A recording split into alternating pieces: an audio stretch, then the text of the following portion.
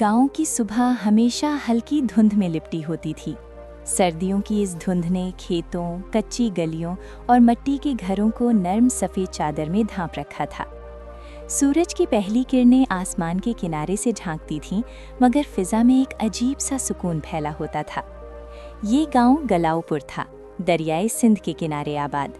यहाँ सलीमा और उसके शौहर फैसल अपने 2 बच्चों अहमद और ज़ैनब के साथ रहते थे। मिट्टी की दीवारों वाला छोटा सा घर, एक सादा सा सहन और चंद फूलों के पौधे, यही बच्चों की दुनिया थी। रात को माँ की लोरी और सुबह बाप की आवाज़ उनकी जिंदगी का हिस्सा थी। सलीमा घर संभालती और फैसल खेतों में मेहनत करता।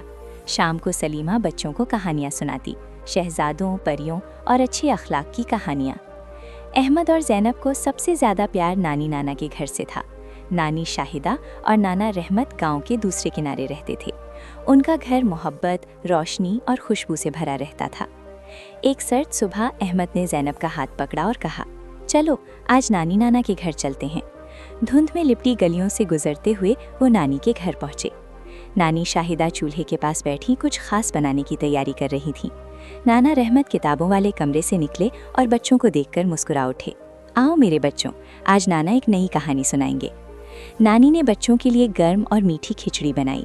देसी घी, चावल, गाजर, खुश्क मेवा और शहद की खुशबू पूरे घर में फैल गई।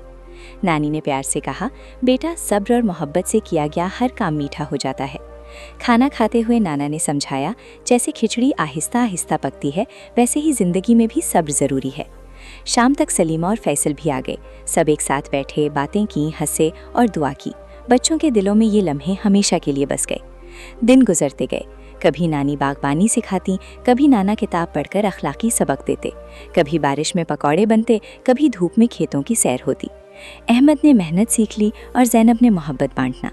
सालों बाद अहमद उस्ताद बन गया और ज़ैनब एक प्यार भरा घर संभालने लगी।